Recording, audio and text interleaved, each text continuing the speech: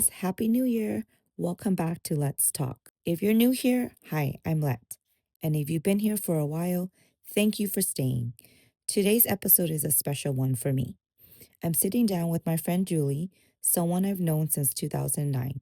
That's over a decade of life, growth, mistakes, lessons, and learning each other through different seasons. This isn't a traditional interview. It's just two friends reflecting on friendship, travel, boundaries, and what growth really looks like as we get older. If you're in a season where you're reevaluating relationships, protecting your peace, or feeling called to grow in new ways, this episode is for you. All right, let's get into today's conversation. Julie, thank you for being here with me today.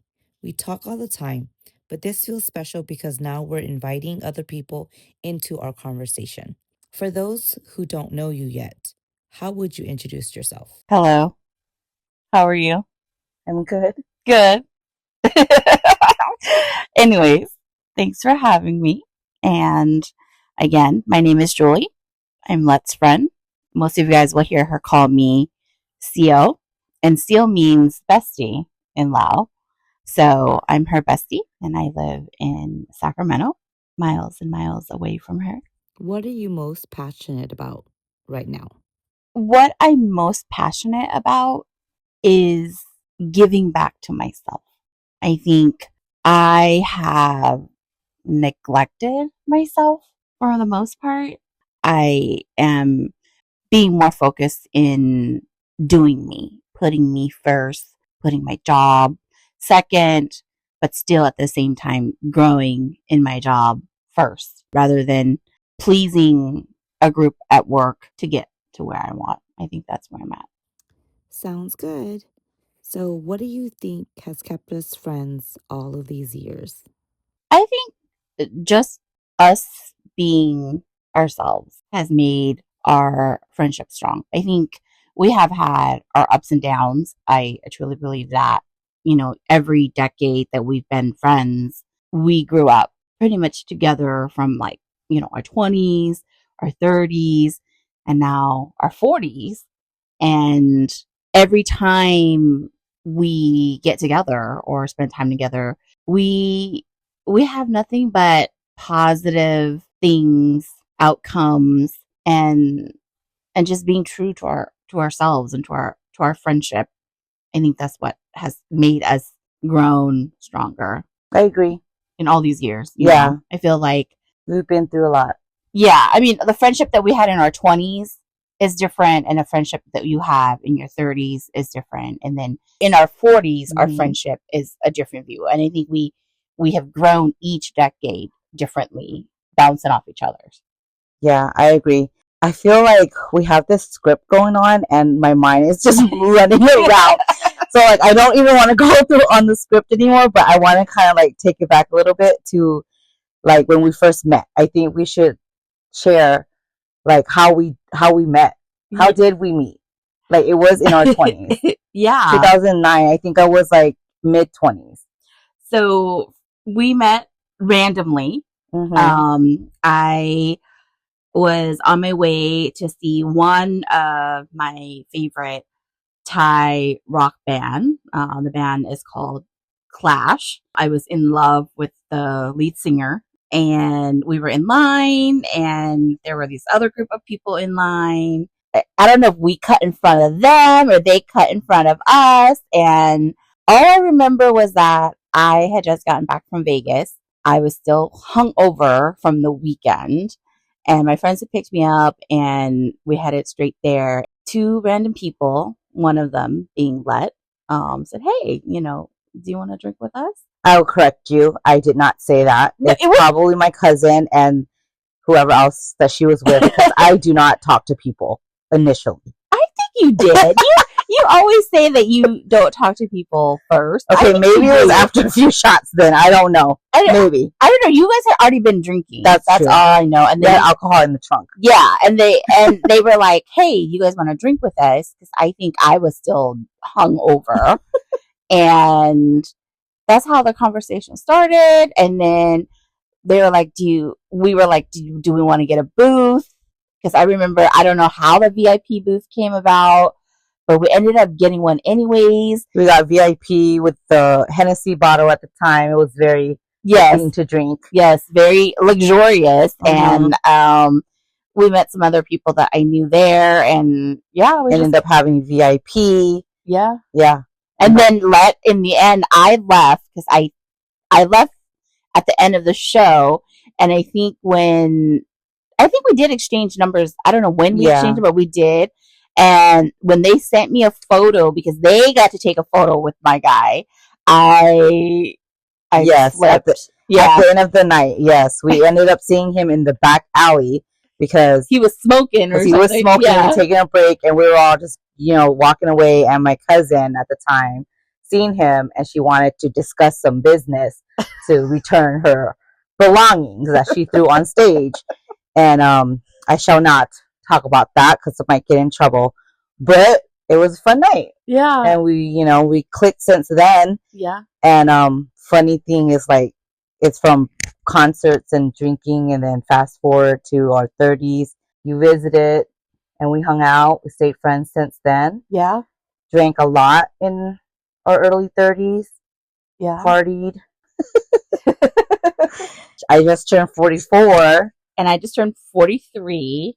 Yes. Not too long ago. Mm-hmm. So day one to every event, I think, significant event, I think I've kind of been there. Right. Right. Going to San Diego. I have another friend who's like my brother who was stationed in San Diego. It all worked out. Hey, I'm coming. Hey, come pick me up. Hey, I'm at the train station. We've had our fair share, I think. Yeah. So how do you think we've both changed since we first became friends? Like, I know in our 20s or mid 20s, we were, like, you were hungover when we first met, and then I was drinking a lot back then, and hard liquor and stuff, and we would meet each other and we would drink a lot together. So from then to now, like, what do you think has changed a lot? I think we both grew up a lot.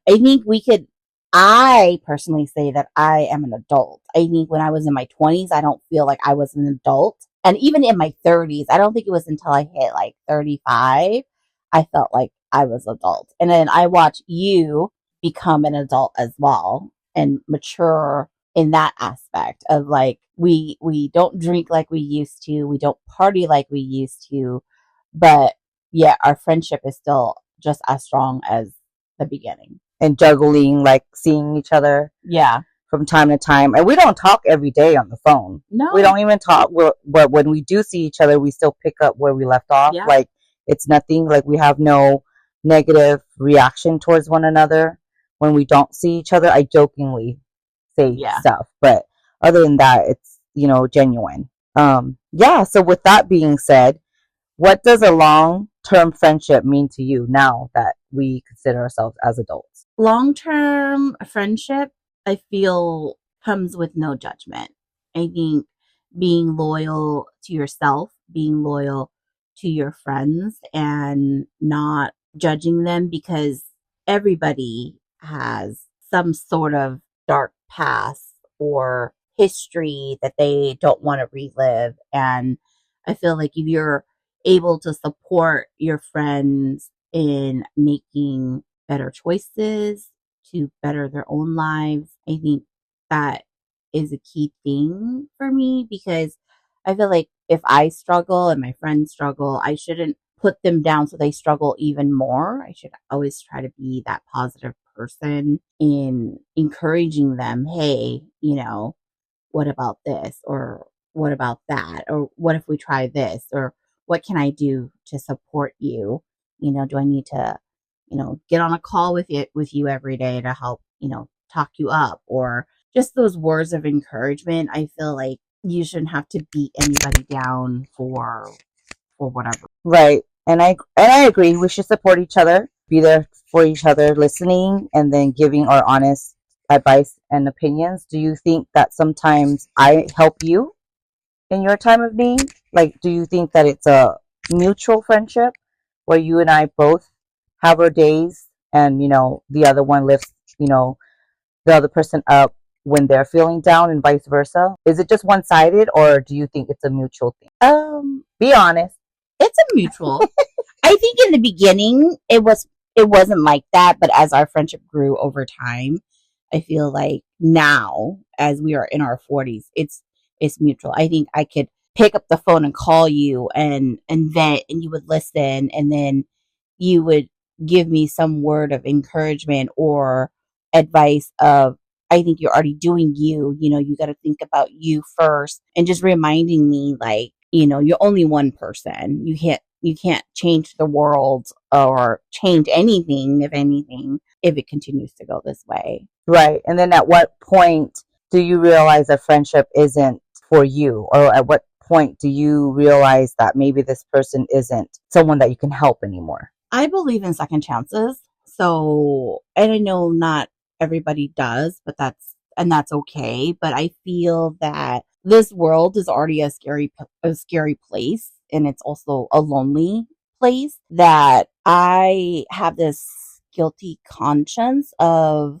if I'm not her friend anymore, what would she do? Is she benefiting from me, or is she not benefiting from me? I think I've learned to accept that sometimes it doesn't reciprocate, you know, like if I give 100%, but somebody else gives 50% per se, I would still give 100%. I think I have accepted that that is who I am and who I want to be. If I am still of acceptance, or that person still wants me to be their friend regardless of they may not give their 50%, yeah, or meet you halfway. Yeah, then I would still be their friend, but I wouldn't give 100%. They would still be my friend. I don't know if that makes sense, but like someone that if they called you and reached out, you would still give them your full attention just because that's who you are. Yes, but you know that they won't be there for you. Yes, so and I have accepted that. Right. Like I guess I can't expect anything in return. As soon as I expect something in return, I set myself up for failure and disappointment. Correct. And I shouldn't be feeling that way, but I still want to be a good friend or a good mutual, you know, or how am I going to be a benefit of a help to them? Because I've seen a lot of people who struggle because they don't have that one friend who either listens to them, or, you know, just when I need that phone call, you know, and the next thing I know, that person is no longer here. I think about, well, what if I had been there for them this whole time, even if they didn't give 100% into our friendship? Could have been differently. Mm-hmm. Okay. Well, so let's say there's a scenario where I did something to you, mm-hmm. kind of crossed your boundary. Mm-hmm. And maybe I was a little bit oblivious to what I did, but I crossed it. Mm-hmm. And I hurt you. Mm-hmm. And then we don't talk for a little bit. Mm-hmm. But then we end up having, you know, a conversation. We talk it out. You tell me how you feel. And you kind of either remind me or actually let me know that I did something wrong. Mm-hmm. I dismiss it. Mm-hmm. How would you handle a situation like that? Well, what do you mean by dismiss it? Like you no longer want to be my friend, or you just wanted to come out and tell me, hey, this is what you did or what I did that was wrong? Well, maybe I hear you, what you're saying, but maybe I don't understand why you're upset about something mm-hmm. that I did. So instead of holding myself accountable for something, I just kind of don't talk to you for a while, mm-hmm. and then just expect you to call me to hang out again or do something. But you're still kind of bothered by something that I did. Mm-hmm. Would you still reach out to me and be like, hey, we talked about this and you're still not getting it? Or would you just kind of let it be? No, like I said, I believe in second chances. So I would definitely reach out. But that's just the type of person I am. I feel that misunderstanding, miscommunication, misinterpreting happens a lot. So I definitely would try to reach out a second time, even a third time. But I think after the third or fourth straw and I still don't get an answer, or I still feel uncomfortable and I can't move past that as a person, then I probably wouldn't reach out after that. like you take a break, or would you just? I would just back off and give that person, a chance to reflect. And if they felt that the friendship still was important to them, I would hope that they would, reach out. But I would still reach out first. And that's the type, yeah, and that's the type of person you are. So that's why I was just curious in kind of picking your point of view in your brain, because I'm obviously different. Mm-hmm. We have both different personalities Mm-hmm. and different point of views. Mm-hmm. But I respect you as my friend a lot, so I tend to go to you for advice sometimes. Mm-hmm. And I truly, the words that you tell me, I hold dear to my heart. So I try to be like a better person. So that's why, like, the group of friends that I hang out with, are friends that will tell me the truth, whether I'm doing something wrong or right, and putting me kind of like in my place, right? Mm-hmm. So I just want, to make sure that, my listeners understand we are all different. Mm-hmm. We all have different personalities and point of view, and that's understandable. But there's only so much one person can take until it kind of takes away from who they are, and then they end up compromising on their boundaries. And then we shouldn't have to compromise on our boundaries. Mm-hmm. If we're friends, we would respect each other's boundaries. Mm-hmm. And if time is needed, then time should be given. Yes, definitely. Time should be given. And, the truth hurts. I'm not saying that it doesn't. It hurts, but how do you handle that? And where do you still value that friendship? And do you believe that your friendship can still continue to grow? And if you have been friends for so long, I think the truth should be taken as good criticism, because that's how you continue to grow yourself and self-reflect of what I did was wrong and how can I make that better for me and for my friend that we're having, the disagreements with. I truly believe that if you're a true friend, you should be able to accept the good and the bad, no matter what. But that's a choice that you also make. Right.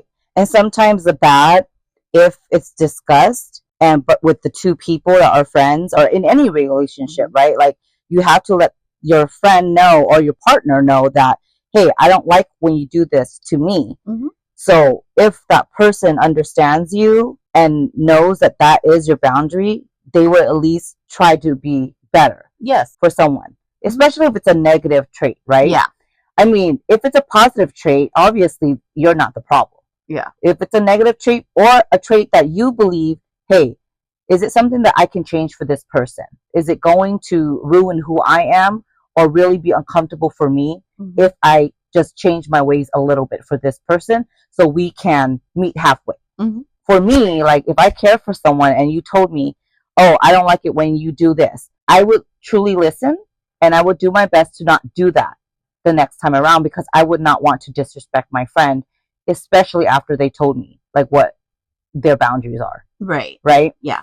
So yeah, anyways, I just wanted to know, like, what you thought about that in cases of, friendship scenarios, because I know we all go through hardships with friends sometimes, especially with misunderstanding and having different personalities. And sometimes my personality is a little strong. I tend to come off a little rough. Some people can't handle my approach. So I'm working on that, and I know that's like my flaws too. So it's just interesting to talk to my friends about this. And the whole reason why I wanted to start a podcast is because sometimes we just don't know. We don't. And we're not mind readers. It's always nice to just have someone to converse with about adult conversations. And a friendship doesn't grow overnight. Right. You see them through the good and the bad. And it's how you take it. It's how you perceive that person. Yes, and that each individual relationship is different. So as you know someone and you get to know them, your relationship grows based off of the two people that is having the relationship. So, like, our relationship, Julie and I, can be different from others. You know what I mean? So, but we make it how we want our relationship or friendship to last. Like, if you don't like something, I'm not gonna do it to piss you off, on purpose. And if you know that I don't like something, why would you go off and do that too? Yeah. It's like, how would you expect our friendship to last if we're just gonna do things to annoy one another all the time? At some point, it gets like okay, so you just don't respect my boundaries and me as a person.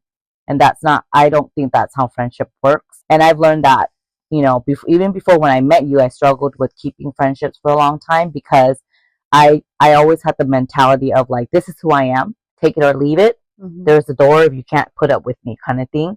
And you know what? Some people couldn't and they left. Yeah. And some people were really good for me.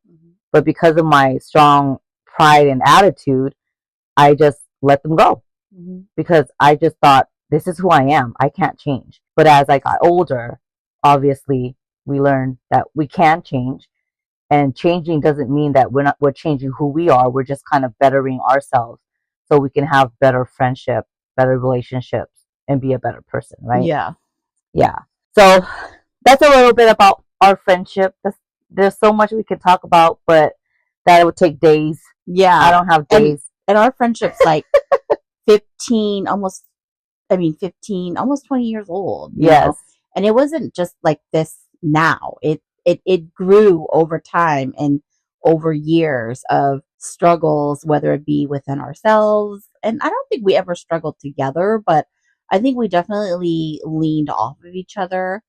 The good and the bad, I feel. I feel like I've seen you struggle, but I never like, hey, like you shouldn't do that or you should do this. Or I think I just took it and accepted it and saw you as the person that you are. Right. And then just kind of like saw the changes as I was changing too. Cause I feel like you had your hardship, I had my hardship, and I agree. Like I think that we leaned on each other and you were kind of like my support system, and I hope that I was like your support system too. Even though we didn't have problems with one another, our problems were kind of like taken care of together through words or through encouragement or even visiting each other, just so we didn't have to think about our own struggles for that moment. Yeah. And I think because of that, it helped us grow out of like the struggling of life that we had on our own. And I didn't feel so much alone in it because I, obviously had friends to talk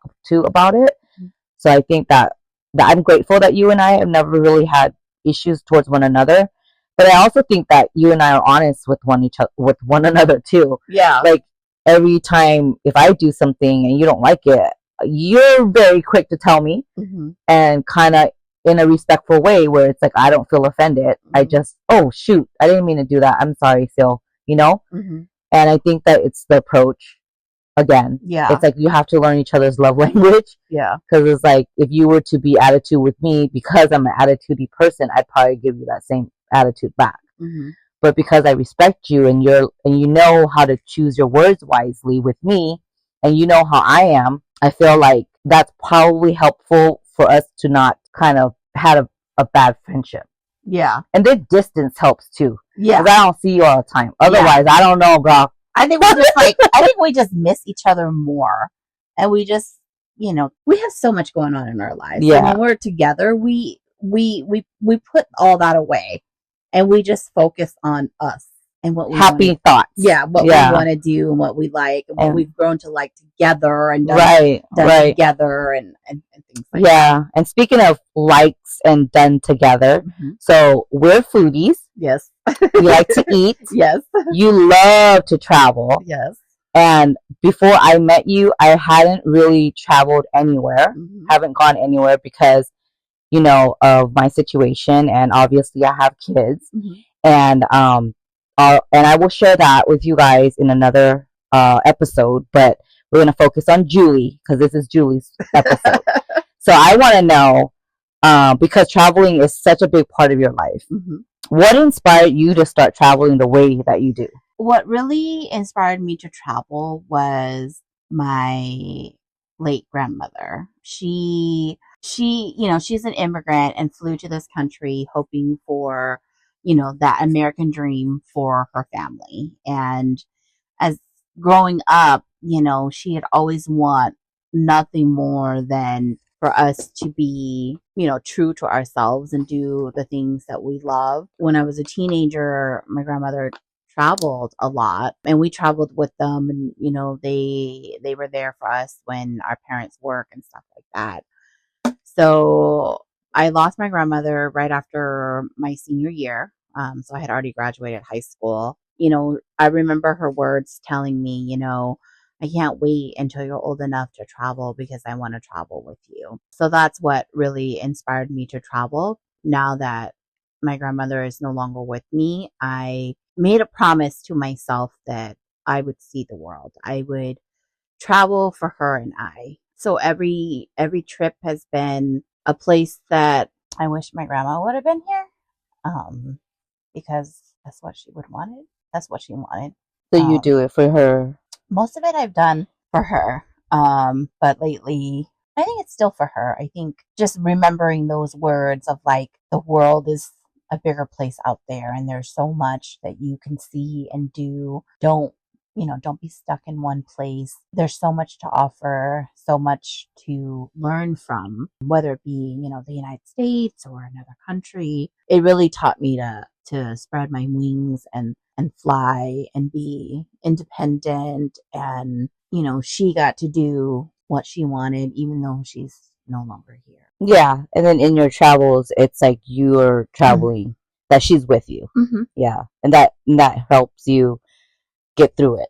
Yeah. So, which is a good thing. You're taking something that, she's not here, but you're also doing it for her and yourself. And she pushes you to want to be out there and explore, because that's something that she would have wanted to do with you. Yeah. Well, thank you for sharing that. I never knew that. Yeah. Yeah. So, that's great. That's a great, that's a really great reason to be traveling. Yeah. That one took me off guard. I didn't know that. Yeah.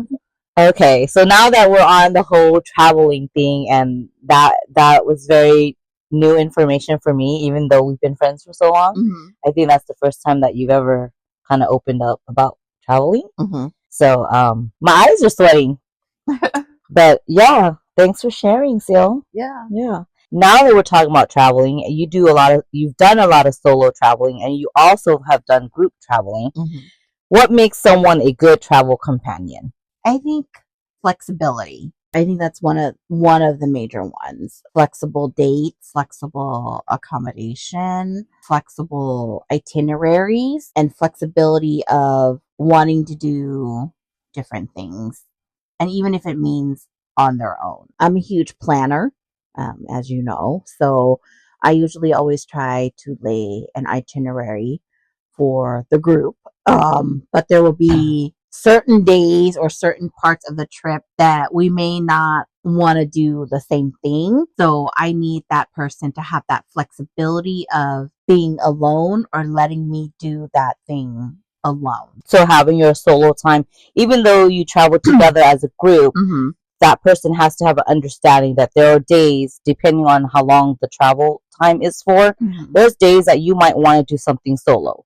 Correct. And then there's days that you want to do something as a group, and everyone just has to be on the same page. Yes. Everyone has to understand that. And do you expect people to know what they want to do? I don't expect people to know, but I expect people to do their homework, especially if you don't know, because I may not know. And if it's a new country or a new city, I still expect people to do homework of this place that we're going to. Because when we get there, I would expect you to contribute in what you want to do. If you don't tell me beforehand, then I don't know. I just plan according to what I want to do. So if you're just going to go, show up, then you're just going to have to accept. That you're just going to do what everyone else is doing. Correct. Do whatever we want to do. And then the days that I don't want you to go with me, I expect you to figure it out or stay behind at the hotel or Airbnb, because traveling also makes it or break it in friendship. Correct. You learn even more about your friends, of their travel style, because you do have the people who, like me, plan everything, give up your credit card. This is what we're doing. And then you have friends that, okay, you do all the planning, but I'm going to do my homework and I contribute X, Y. And then you have friends that show up and they still pay for everything. They show up, but they did no homework. And then they have so much to say when they get there, but you did no homework. No homework, no contribution. No, okay, you book this hotel, I'll book this hotel, like zero. And then you expect it to be catered to you, but yet you did nothing for this group trip. Right. I wonder what category I fall under. You are Special. a rare case.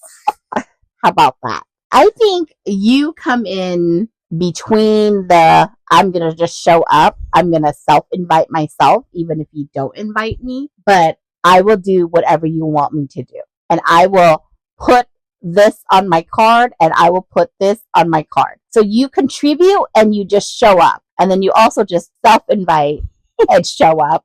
Let's just go with the flow.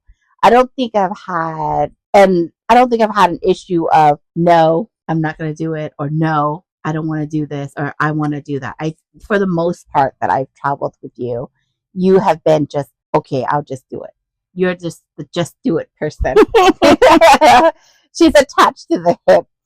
Umbilical cord goes in as soon as I see Julie. She is like an avatar character, and like we have to whip our hairs together and like sync up for whatever reason. Yeah.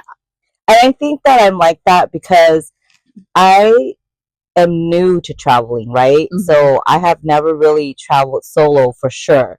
So when BTS came, I always blame you because you were the one that encouraged me. Uh-huh. And so you should just go. They're going on tour or whatever. And I was like, what is even a concert, right? Because I think the last concert I've been to was Clash. So yes, I'm attached to the hip. I mean, she's trying to like slowly cut the umbilical cord a little bit, but I'm slowly like sewing it back together every time she tries to cut it. But I think I'm getting better. Yeah. And so I'm trying a little bit harder now going into 2026. I will do a little bit of homework and try to plan with you. Yeah. So that way I kind of can take some of the load off. But I tend to not complain because I know how much work you put into planning. And I am very easygoing because I know how much work it takes to create an itinerary. And I'm very appreciative of you for doing that for us. So the last thing that I would want to do is ever make you feel like, hey, I don't want to do this, but I didn't say nothing. Like I didn't provide any type of input. Why would I complain? Yeah. I would just have to know the next time around that I need to start doing my homework and do my research and plan my own itinerary if I don't want to do things like what you have planned for us. Mm-hmm. And luckily for me, I love everything that you do. You're like the perfect itinerary for me. I eat what you eat. I go where you go. And, you like what I like. Yeah. So it works out perfectly and just fine. And it works. And I know when to give you your space. Mm-hmm. You know what I mean? Like I know when you want your alone time. And even if I don't, you communicate it so clearly that I do. Yeah. And I don't take any offense to it, Mm-hmm. So, so thanks for sharing what you think, a good traveling person is. Because yes, definitely now that I've been on a few trips with groups, I believe that, and I agree, it's like the biggest test to friendships. Mm-hmm. You live with this person, you have to travel with this person, the true colors come out because you're like literally with each other for days, at a time. And then if it's more than, weeks and in a different country, it's really testing everyone's friendship level, right? Yeah. So trust me when I tell you guys, if you travel with friends, just be prepared. You may not be friends when you come back. That is correct. That is very, very correct. Got cut off here. Okay, let's see. So what were we saying? Hold on. So friendships are tested when we travel together. Yeah. You find out like everything, and then you end up coming back, maybe friends still or not friends still. Yeah. So be careful who you guys travel with, basically. Yeah. Because you'll either come back as friends or you come back as not friends. Yeah, or just struggle to keep the friendship. But yeah. Okay, so what is one thing in your traveling experience have you learned the hard way? The hardship of traveling would be you can't please everyone. Right. Everyone has their own differences, especially for me, is like when I expect them to know or have done their homework, regarding the trip. And then they don't, you get stuck doing it all and you just learn the hard way. Like, I think now that I've traveled so much and I've traveled with plenty of other groups, I think I don't expect that anymore. I just plan, here it is, and not expect them to know. Right. Because I think with expectations always comes disappointment, right? Mhm. So I think I learned that too now that I'm older. My expectations for people aren't that high. And then I know even as myself, I can't deliver as a friend too. And sometimes other people expect me to be like how they are.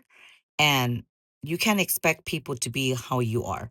Like if you're going to go above and beyond for someone, you do it because you want to do it, not because you expect it back. Yeah. Because then that's where the disappointment and the hurt comes, right? Yeah. Yeah. So friendship is hard, man. It is. Being social is hard. Yeah. Everything's hard in life. You're like walking on waters. Yeah, something like that. But yeah, I mean, that's our traveling experiences together. I mean, little something that we want to share with you guys. I also wanted to share that Julie is come up with a new project or a new journey in life. Yeah. Do you want to talk about that? Do you want to introduce to our listeners what Yeah. you're getting yourself into? Sure. So I have been working on this new project. The project is called Juju's Girls Retreat. It is meant to bring my mutuals, I think that's a new word that we've been using today, my mutuals together, meaning friends from across the world. I feel like I've made so many friends through other friends, and spending a weekend of retreat, of, you know, fangirling over the same K-pop group, or baking together or doing activities, and just allowing ourselves to forget about work and forget about life outside of work, and be in the moment of sharing our experiences and our ups and downs, or our giveaways, and our everything that we want to share. So the event is happening. It's next summer. It'll be my first one. And I'm hoping to connect other people with the same interests. And hopefully they would want to travel one day, out of California, and see it in a different perspective. Yeah, that sounds like fun. I'm excited for you. And I think that it's gonna be good. We already have like enough sign-ups. I feel like you're almost gonna close it down for Yeah. this first one. I'm gonna be there. Yes. Obviously, I can't miss this. And I'm obviously planning to also do more uh let's talk Mm-hmm. with others. Any mutuals that want to join, maybe we'll do a group session or a one-on-one, who knows. Yeah. We'll come up with some good fun creative ways to get our stories out and talk. Do you want to share the IG handle? The IG handle is at Juju Girls Retreat. It's JUJUGIRLS